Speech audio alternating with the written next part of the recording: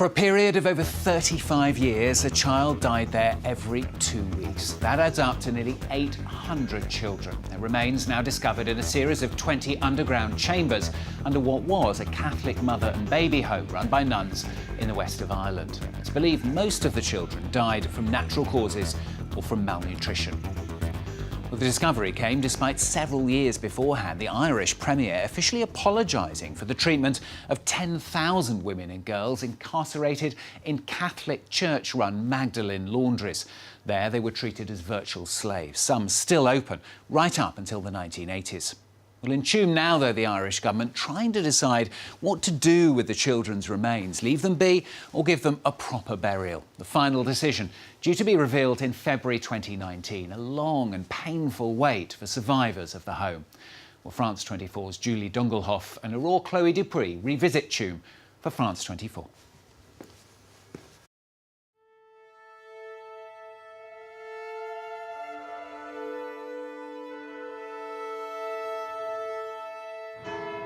My pants wouldn't be washed for months and months. So if I want to take off my pants, the pants would actually stand up. It was that filthy. I believe in one Lord, Jesus Christ, the only begotten Son of God, born of the Father before all ages, God from God, light from light. And I used to try to cover my head in and then I tried to fall off the sleeve. I could put a nice them, terrible screech, terrible roar ran up from them, and the nuns shouting back and shut up. I believe in one holy Catholic and Apostolic Church. I confess one baptism for the forgiveness of sins. And these nuns inside are supposed to be following God's footstep and supposed to be helping the poor and people that needed help, and just kept closing the door. And I look forward to the resurrection of the dead and the life of the world to come. Amen. We accepted it because there was nothing we could do about it. They had the power.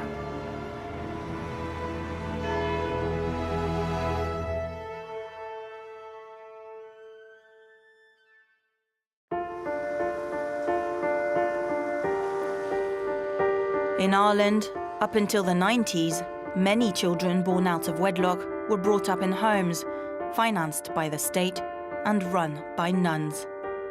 Some were fostered out, others never came out alive. In the small town of Tuam, Western Ireland, the remains of hundreds of children were found in a sewage facility underneath the housing estate where used to lie the mother and baby home. The bodies are just over here now inside, I think this is where they found the tank inside the wall here. Oh, yes. That area there now where they built house there, didn't they get bones there? They came across here. Were they human bones? They were human bones, yeah. On average, one child died every 2 weeks between the 1920s and the 60s. The forgotten angels, they're called, who came back to haunt the Catholic country. Patrick, Joseph and Walter endured 7 years at the home, run by the Bon Secours sisters. You had the same probably routine every day. There was no love, there was no toys, there was nothing whatsoever. And you were just locked in this big building. And if you looked out yourself, the walls were so high that you didn't see anything. It was like a prison, really. We were reared in such a way that we were told nothing. I don't remember leaving here. I don't remember being brought to my foster home or anything like that. The religion, the Catholic Church and the state here are all at fault for making life hell on us. Because I remember I used to be called a bastard. That's the name that on us, because being born out of wedlock. When my mother got pregnant, she had to take all the blame for it. She was a sinner because she didn't obey God's commandment that she shouldn't have got pregnant. It was enough to punish the mother, but why punish the child? There was no need of it.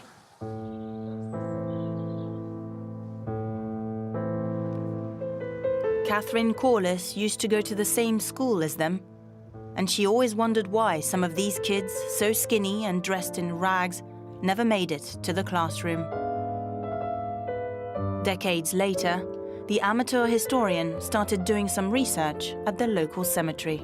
This plot here is called an Angel's Plot. It's where the children of the Tuam families are buried. Catherine ploughed through hundreds of death certificates, archives, maps, but found no burial records for 796 children. I met the keeper of the graveyard who has the book that lists everybody who was buried here. The 796 were not in his book, which means they're not buried here. So my next question was, where are they buried? The Irish government eventually carried out scientific tests and confirmed Catherine's theory. Significant quantities of human remains, aged 0 to 3, are located in a mass grave underneath the nun's property. This little one is 1939. Her name was Annie. She was only 3 months old, and she died of epilepsy. His name is Gerard. He was 1 month old, and he was the son of a domestic, which was put down for them all, and he died of a respiratory infection. A lot of those diseases, they weren't fatal if they were treated on time, and if they got the proper medication and the proper care. I do believe that they could have saved quite a lot more of them. Amongst the victims, Marion Bridget, a little girl that Peter Moore Ryan has been searching for over the past 3 years, his younger sister. Both of them were born at the home, yet he never knew about her until Catherine Corliss contacted him. We hope it's not closed, you know. Peter is heading to Tuzla, the Child and Family Agency. That's where the home's documents were transferred when it closed in 1961. Admissions, adoption, medical records. Peter demands justice, the release of his sister's files. Our cameras are not welcome here. So this is a surprise. Oh no, I'm looking for my sister's In relation to Mary file. and Bridget. That's it, yeah. Yeah. I want to see Yeah. that, you know, yeah. And you see, there isn't a file on Mary and Bridget. Why? There never was a file on Mary and Bridget. I was shocked to hear that because I thought everyone having the plant born in this planet should have some record. Like, she's just adamant. But then as I asked the question, why weren't we told this long ago by their barrister to our barrister? And that didn't happen. It looked very false, like, you know. Peter and the other survivors feel they're up against a wall of silence. Caught in the media frenzy, the government only confirmed the existence of the mass grave in March last year. It's really important that we acknowledge that these are part of, no doubt, the extraordinarily difficult times that they would have had to endure. Uneasy words and no action so far. Authorities have yet to decide on what to do with the remains, leave them there, or exhume them and carry out DNA tests. Catherine Corliss, the housewife turned whistleblower, wants those responsible to confess their crime. She found an old map of Tuam issued by local authorities in 1970. That's when she noticed something unholy. They know there's a burial ground there. They know it well, it's written here, and yet they tell me they know nothing. That was one of the obstacles. The obstacles was to get in to Galway County Council to see their records. It's quite obvious they want to hide this. It's too much. It's too big for them. It's almost like a collaboration between the government and between the nuns. For her, the investigation should have started 50 years ago, when local boys were seen playing with human skulls. It was a rainy October afternoon ahead of Halloween, a day engraved in the mind of Mary Moriarty. She followed the boys and fell into a pit full of bundles. Stillborn babies, she was told, banned from consecrated grounds. It was accepted that that's what it was, that it was used by the home for babies who weren't christened. It was about fear that you didn't question the people because it wasn't right. Do you know what I mean? They were the bosses, they ran the schools, they ran the church, and they had a say in everything. And we did nothing about it, but the people within the system didn't do anything about it either. The power of the church, society turning a blind eye. Why didn't anyone help the children of Tuam? Would they hit you or kick you or anything? Or they hit you across the head. Would they? Yeah. Across the head? That evening, Peter went to his friend Patrick's, also a home child. He tells him about his fruitless meeting with the government official and his sister's missing files. And I often did that, and I got sad. My biggest wish today would be if I could find my sister and know where she is this very moment. But I do not know, and somebody knows. It makes me think more now that she is not there in Tuam. She could be beyond in America, sold off, got money for them. They were evil. Evil, that's why I call them. They were anything about themselves. They didn't care about the human being, human children, little children like ourselves at that time. They didn't care about it. All they wanted was get money. Peter went from the nun's grip to a violent adoptive father who forced him to work on a farm at 4 years old. I never understand why some human being would do that to another being. No, I just couldn't, no. And I got belted with the straps. He took off the strap from his waist, the leather strap with a buckle in it, and leave marks of the buckles and my legs and bum. And he always take off my trousers to do it. Always done that. Yeah, he put me across his knee and whacked me. For what? Nothing. To me, I can't remember how, but I just 6 or 7 year olds that being done to, like, you know. The Tuam home was one of a dozen such institutions in Ireland. Only a few survivors managed to find their biological mothers. This would be the road my mother would have taken every week for 5.5 years to come out and try and get me out of the home. But the nuns wouldn't allow it. That they told her that he was going to be fostered out. That was very sad for her, because she knew then that she'd probably never see me again. After years of research, Patrick Joseph finally located his mother in England.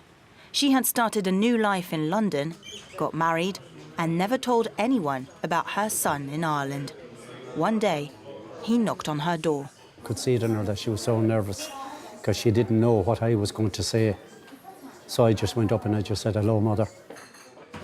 This would be the first picture that was taken of my mother and myself in 1975. So you can see the smile. You know, just be able to hug, even give a kiss on the cheek and everything. It was so wonderful, like, you know. And, you know, you could tell people, "Oh, yeah, I have a real mother, all right. My birth mother is still alive. I've met her." Like two strangers, Patrick Joseph and his mother got to know each other. But her pregnancy remained a taboo subject. She never told him in what circumstances she got pregnant. Men had the power, and the woman was always to blame. And I always feel about Adam and Eve. It was the woman that took the apple, like, and gave it to him, so it is her. And it's that way down through life. It's always the woman, and the men always get away. Patrick Joseph's mother passed away in 2012 at 88 years old, taking her secret to the grave.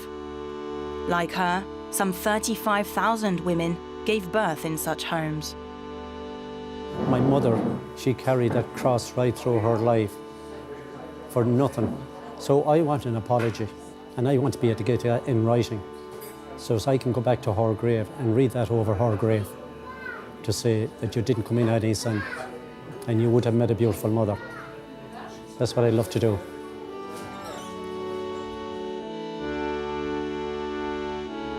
Irish authorities and the Bon Secours sisters have refused to give us an interview.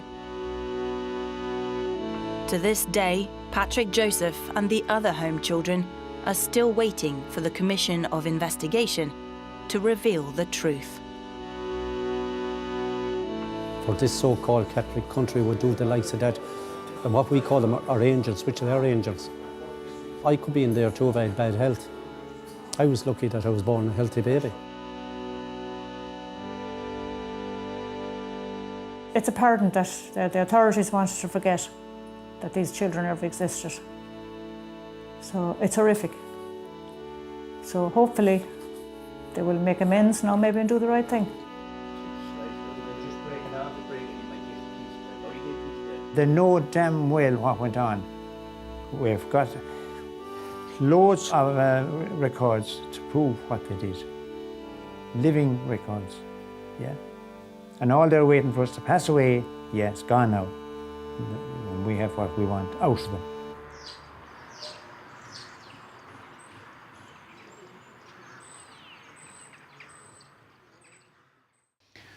France 24's Julie Dungelhoff and Aurore Chloe Dupuis revisiting Tune for France 24. Well, that's all from this week's edition. Don't forget, of course, you can catch it and all the previous editions as well on our website at france24.com. That's all for now. More news coming up very shortly. Stay with us.